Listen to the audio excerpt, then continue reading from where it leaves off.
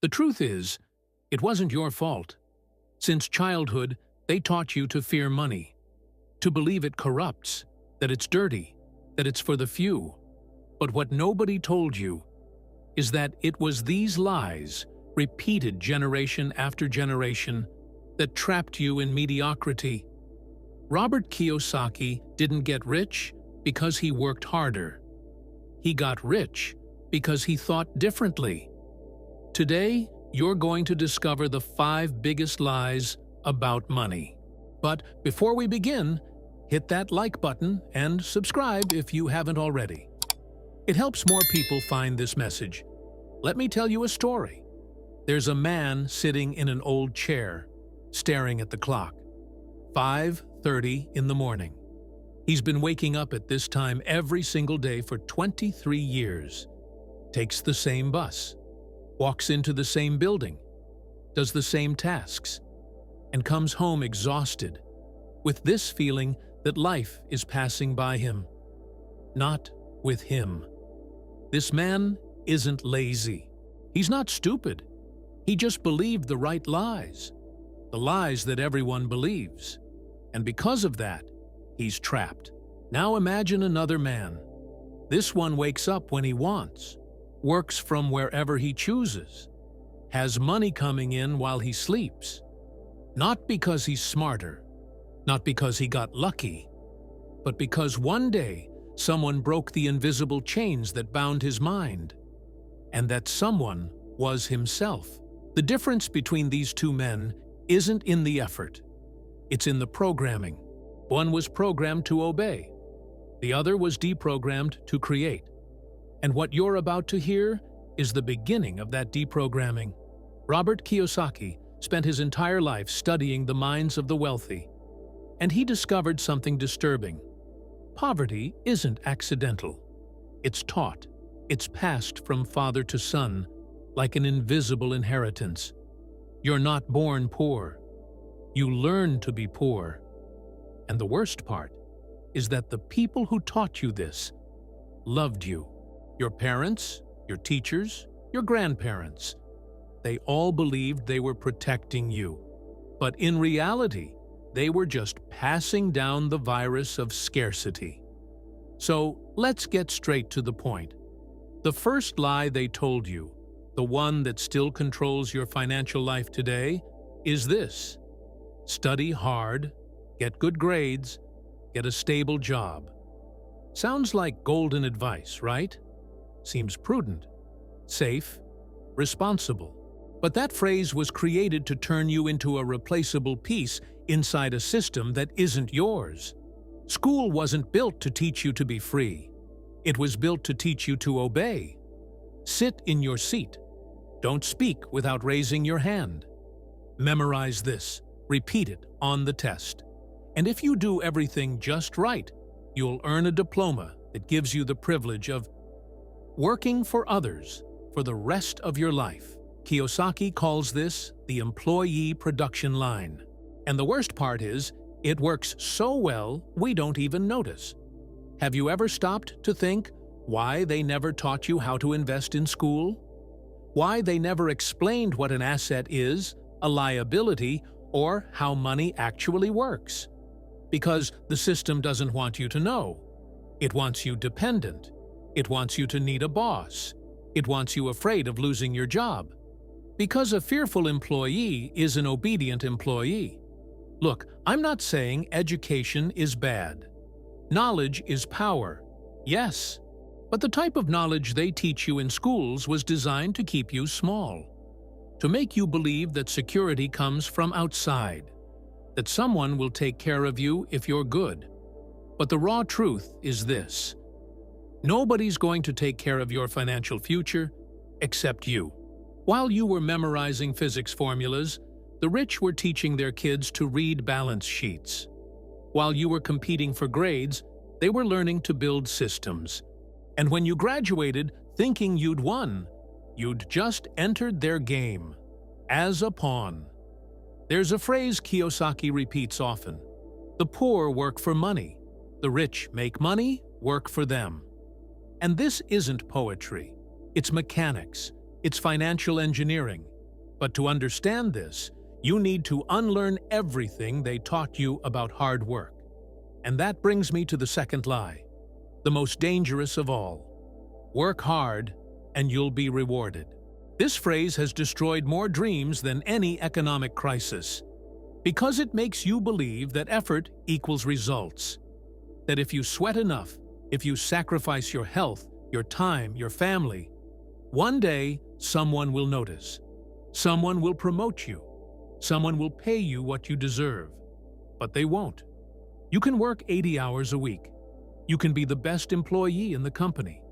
You can never miss a day, never complain, never ask for a raise. And you know what you'll get in the end? A plaque, a nice certificate, and maybe, if you're lucky, a 3% raise that barely covers inflation. Meanwhile, the company owner is traveling through Europe, not because he worked harder, but because he owns the system. He's not a piece inside it. The truth nobody tells you is that hard work only enriches those who own the work. If you're selling your hours, you'll always be limited by time. And time is finite.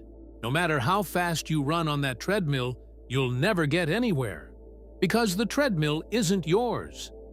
Kiyosaki talks a lot about the rat race. You know this term? It's that vicious cycle where you work to pay bills, and the more you earn, the more bills you create.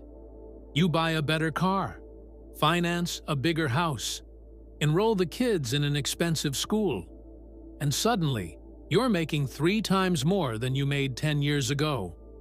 But you're just as broke as before, because you never learned the difference between an asset and a liability.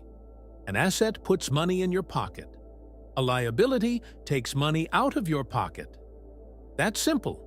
But most people spend their lives accumulating liabilities thinking they're assets. That brand new car? Liability. That house financed over 30 years? Liability. That designer watch? Liability. And while you're filling your life with liabilities, the rich are filling theirs with assets. Properties that generate rent, businesses that profit on their own, investments that multiply. And before you think, "But I don't have money to invest," let me stop you. That's the third lie. You need a lot of money to start investing. False. You don't need money to start. You need financial education, mindset, courage. There are people making $10,000 a month who are broke, and there are people making $3,000 who are building wealth. The difference isn't in the amount, it's in the awareness. Kiyosaki started by buying small properties with borrowed money. He used what he called leverage. He'd take other people's money, buy assets that generated income, and use that income to pay back the loan. In the end, he kept the asset for free.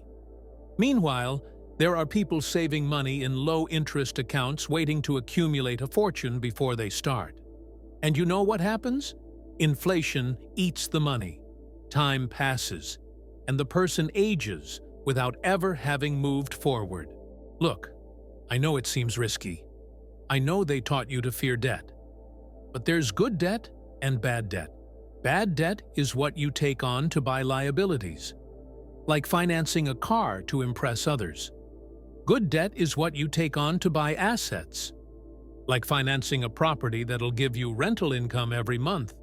The rich go into debt all the time, but they go into debt to get richer. The poor also go into debt, but to get poorer. The fourth lie they told you is this: saving money is the path to wealth. And look, I almost feel sorry for anyone who believes this, because saving is important, yes, but saving alone will never make you rich. Never. You know why? Because idle money loses value. Every year, every month, every day. Inflation is an invisible tax that erodes your savings while you sleep. If you put $1,000 under your mattress today, 10 years from now that $1,000 will be worth less. Much less. You'll have the same amount of paper, but the purchasing power will have evaporated. And the worst part is, they taught you to do exactly this, to be an ant, to save, save, save. While the rich are multiplying, the saver's mindset is a scarcity mindset. It's the idea that money is limited, so you need to hold on tight. But the investor's mindset is an abundance mindset. It's the idea that money is energy, and energy needs to circulate, needs to move, needs to work. There's a question Kiyosaki asks that changes everything. Do you work for money, or does money work for you? Think about it. Really. When you wake up in the morning, you go to work to earn money. But the money you've already earned? Is it working for you? Is it generating more money? Or is it sitting still, slowly dying in an account that yields less than inflation? The rich don't save money. They put money to work. And then the money generates more money, which generates more money, which generates more money. It's the snowball effect. But it only works if you start, if you plant the first seed. And most people never plant. Because they're afraid. Because they were taught to be afraid. And that brings me to the fifth and final lie. The deepest, the most ingrained, the most lethal. Money is the root of all evil. This phrase was shoved into your head since you were a child. You heard it at church, heard it at home, heard it at school. And gradually, you began to associate money with something dirty, something immoral, something that corrupts. But the truth is the opposite. Money isn't good or bad. It's neutral. It's an amplifier. If you're a good person, money allows you to do more good. If you're a bad person, money allows you to do more harm. But money itself? It just is. Paper, energy, tool. The problem is, when you believe money is evil, you unconsciously reject it. You sabotage your own opportunities. You feel guilty when you earn. You feel uncomfortable when you prosper. And then you create an invisible barrier between yourself and abundance. Because deep down, you don't want to be a bad person. So you don't want money. Kiyosaki tells how his biological father, the poor dad, used to say, "The rich are greedy. They exploit the poor. It's not right to have so much while others have so little." And that father spent his entire life struggling financially. Honest, hardworking, intelligent, but poor, because he had a toxic relationship with money. The rich dad, Kiyosaki's mentor, would say, "The love of money can be the root of evil, but the lack of money is also the root of much evil. Marriages that end because of debt, diseases that aren't treated for lack of resources, dreams that die because there's no way to finance them. Poverty isn't noble, it's cruel. And when you finally accept that money is just a tool, everything changes. You stop feeling guilty. You stop sabotaging yourself. You allow abundance to enter your life. Because you understand that having money doesn't make you better or worse. It just gives you more options. So now I want you to stop and reflect. How many of these lies still control your life? Do you still believe you need a stable job to be secure? Do you still think working hard is enough? Are you still afraid to invest because you think you need to be rich first? Do you still save money thinking you're building wealth? Do you still feel like money is something dirty? If you answered yes to any of these questions, don't feel bad. You were programmed for this. We all were. But the good news is that programming can be rewritten. You can uninstall these mental viruses and install new systems. Systems that lead you to abundance, to freedom, to real prosperity. And look, I know this isn't easy. Changing deep beliefs never is. But it's possible. And it starts with a decision. The decision to stop believing what everyone believes. To stop doing what everyone does. Because if you do what everyone does, you will have what everyone has. And most people are broke, tired, and trapped. Drop a comment below. Which of these 5 lies still holds you back? Which one do you most need to unlearn? I want to know, because this journey is ours. And when you share, you help others wake up too. Now that you know what the lies are, let's talk about what to do with this information. Because knowledge without action is just entertainment. And I'm not here to entertain you. I'm here to transform you. The first thing you need to understand is that change doesn't happen overnight. You've spent decades being programmed to think a certain way. One video isn't going to reverse all of that, but it can be the beginning. The click. That moment when something inside you wakes up and says, "Wait a minute, something's very wrong here." Kiyosaki talks a lot about the difference between assets and liabilities. But there's a deeper layer to this. It's not just about what you buy, it's about how you think. There's an asset mindset and a liability mindset. The person with a liability mindset always asks, "How much does this cost?" The person with an asset mindset asks, "How much can this return?" See the difference? When you see a course, a book, an investment, what's your first reaction? Is it to think about the price or think about the return? If you only think about the price, you have a liability mindset. You see everything as expense, as loss, as money going out. But if you think about the return, you have an asset mindset. You see everything as investment, as seed, as money multiplying. And this applies to everything. It's not just about money. It's about time. It's about energy. It's about relationships. Do you invest your time in things that give you returns, or do you just spend your time on distractions? Do you invest your energy in building something, or do you just spend your energy complaining? Do you invest in relationships that elevate you, or do you just spend energy on people who drag you down? Let me tell you another story. There are 2 friends. Both make the same amount, $3,000 a month. The first guy spends it all, eats out every day, buys designer clothes, finances a car. By the end of the month, he's always in the red, but he feels good because he looks successful. He has the things people associate with success. The second guy lives more simply, cooks at home, wears normal clothes, takes public transportation. But every month, he sets aside $500 and invests it. At first, it seems ridiculous. $500. What can you do with that? But he continues.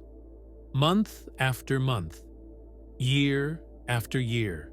And after 10 years, he has a portfolio worth over $100,000.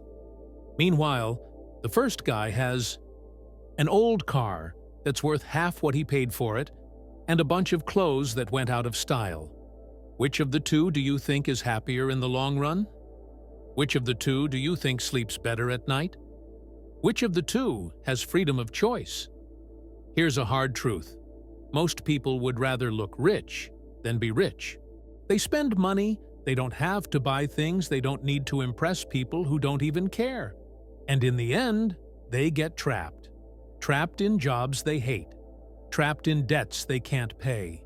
Trapped in a life they didn't choose. And here's what's interesting. Have you noticed how the richest people you know usually don't show off? They drive normal cars, wear simple clothes, live in modest homes, while the broke people are on Instagram showing off the $1,000 sneakers they bought on a 12-month payment plan. Why? Because the rich understand that wealth isn't about appearance. It's about freedom.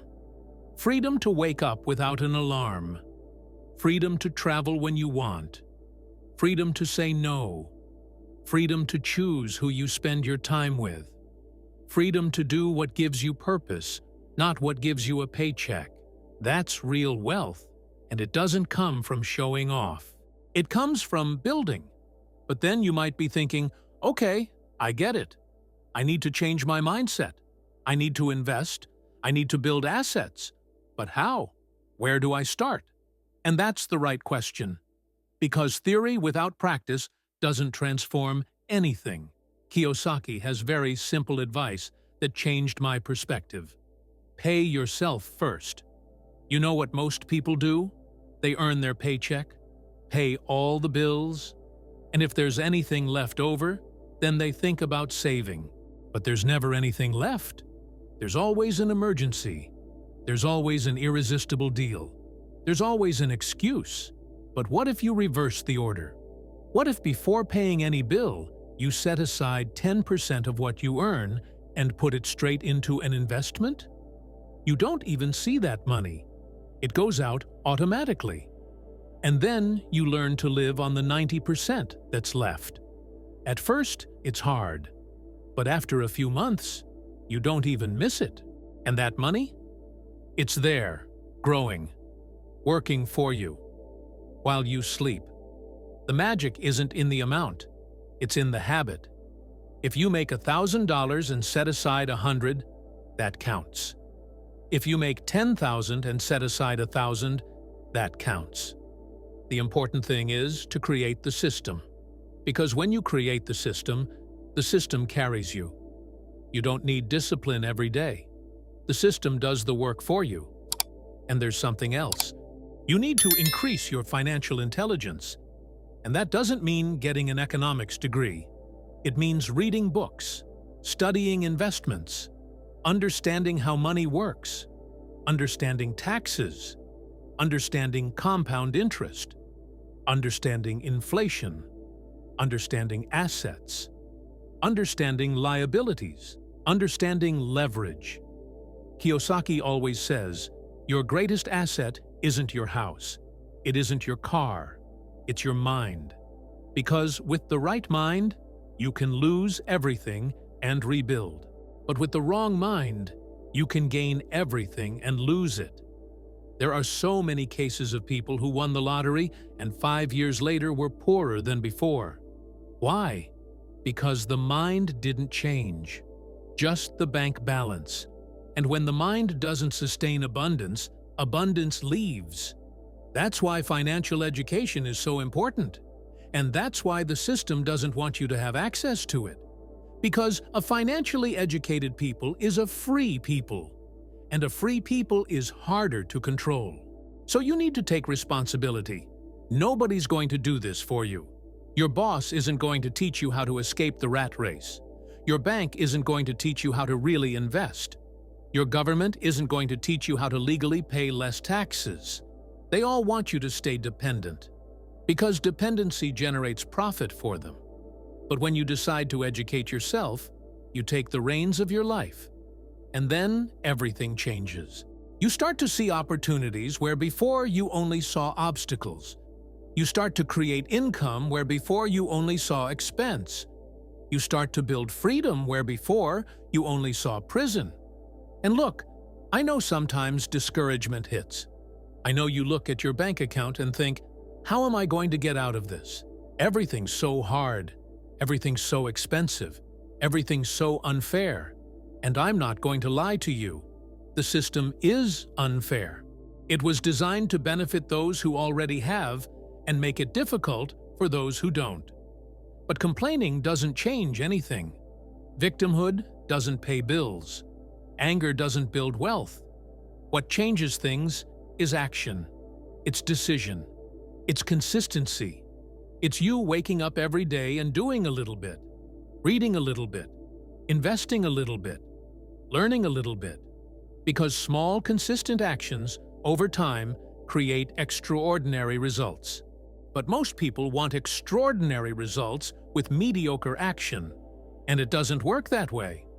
And before you think this is motivational speaker talk, let me tell you something. I'm not selling dreams. I'm showing mechanics. Compound interest isn't motivational. It's mathematical. If you invest $100 a month with a 10% annual return, in 20 years, you'll have over $70,000. It's not magic. It's math. But you need to start. And you need to be consistent. There's a phrase I love.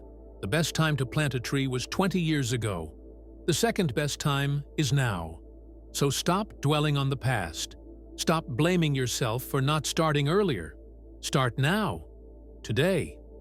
Not tomorrow. Not Monday. Today. Oh, and since we're talking about planting, let me give you a warning. You're going to make mistakes. You're going to make bad investments. You're going to lose money. You're going to make wrong decisions. And that's okay. It's part of the process. Nobody becomes an expert without making mistakes. Nobody gets rich without losing. The difference is that the rich learn from mistakes. They adjust. They evolve. The poor give up at the first fall. So when you make mistakes, and you will, don't use that as an excuse to stop. Use it as a lesson to improve. Each mistake is a step. Each loss is a lesson. Each stumble makes you more prepared for the next move. And there's something I need to tell you before we finish. There are going to be a lot of people who criticize you when you start to change. Your friends will think it's weird that you're not going out every week anymore. Your family will think you're getting stingy. People will say you've changed. And you know what you do? You thank them. Because if you're changing, it means you're evolving. And whoever doesn't evolve dies. The truth is, most people around you are so trapped in mediocrity that when they see someone trying to get out, they feel fear. Fear of being left behind. Fear of realizing they could have changed too. So instead of supporting you, they try to pull you back. It's like crabs in a bucket. When one tries to get out, the others pull it back down. But you can't let others' mediocrity determine your ceiling. You can't let other people's envy dim your light. You can't let collective fear stop you from flying. Because the life you want is on the other side of fear. On the other side of criticism. On the other side of the comfort zone. So if someone criticizes you for investing, for studying, for changing your mindset, smile. Because while they're spending energy criticizing you, you're spending energy building yourself.